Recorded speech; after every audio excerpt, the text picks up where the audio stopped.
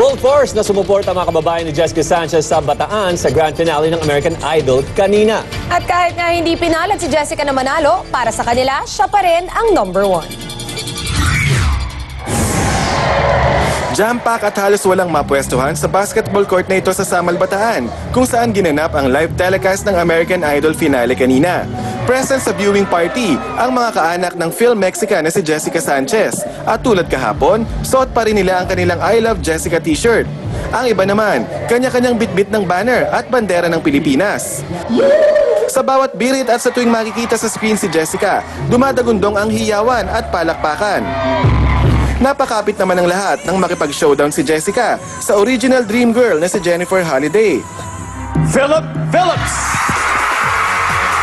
At kahit pa inanunsyo ng si Philip Phillips ang nanalo, tuloy pa rin sa pag-cheer ang mga taga-Bataan. Ang ilan, duda raw sa resulta. Como hindi siya Amerikano, hindi siya pinanalo. Pero para sa puso namin, kami ang panalo. Talagang ngayon po gusto ng Amerika, puti Talagang okay lang po yun.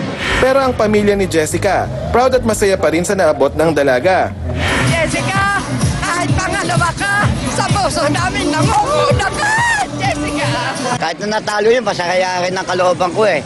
Dahil nalampasan niya yung mga naging American Idol ng Pilipino. Top 3 lang sila, yung top 2. Mensahe naman ng kanyang mga kababayan dito sa Bataan.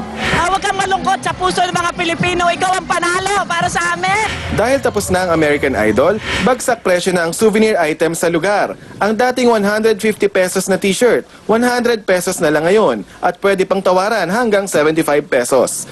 Jeff Fernando, News 5. Sa ibang balita, pinagbigyan ng Quezon City Regional Trial Court ang hiling na temporary protection order ni Claudine Barreto laban sa Tulfo Brothers. Kaugnay niyan, inutusan ng korte ang PNP na magtalaga ng security personnel para sa mag-asawang Claudine at Raymart Santiago. Pinagbawalan din ng magkakapatid na Ben Raffy at Erwin Tulfo na lumapit sa mag-asawang celebrity sa loob ng 500 metro.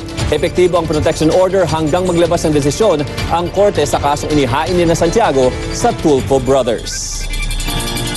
Okay, ngayon naman mga kapatid, alamin natin ang lagay ng panahon mula kay Leah Cruz. Leah?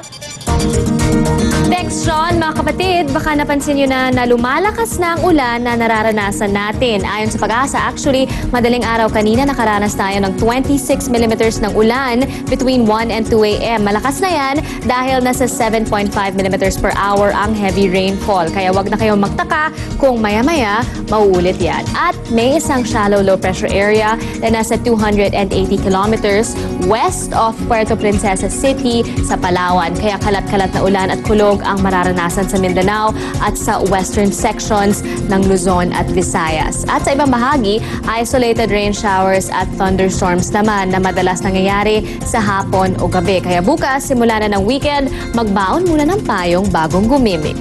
Actually, magbaon na rin ng payong araw-araw dahil malapit na ang rainy season. Sabi ng Pag-asa, lumalakas na talaga ang hanging habagat at bago raw matapos ang linggo o next week, opisyal na papasok na ang tag-ulan. Bye-bye summer na talaga. Baka miss nyo na ang sobrang mainit na temperatura ng mga nakaarang buwan. No? Mula sa Action Weather Center, ako po si Leah Cruz. Punta na natin si Jovi. Ang weather forecast ko, sigurado mainit bukas sa bandang Senado. Samantala, ito naman ang kakaiba naming video para sa inyo. Maraming Pinoy ang nadismaya ng matalo si Jessica Sanchez sa American Idol pero wala sila sa batang makikita nyo. Panoorin nyo.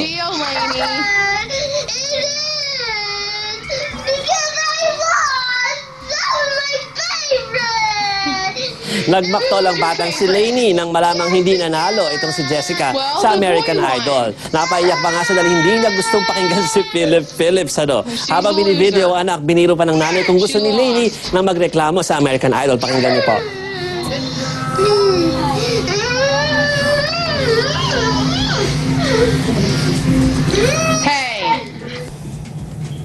Well, marami rin. Siguro hindi man nag-backdown, marami talaga uminit ang ulo kayo na dahil sa naging resulta ng American Idol.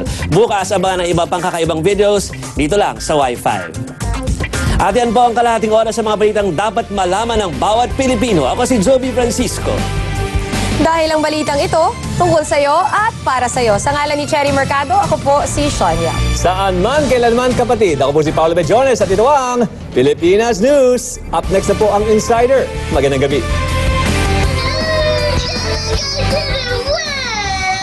It's not a big deal, Lainey.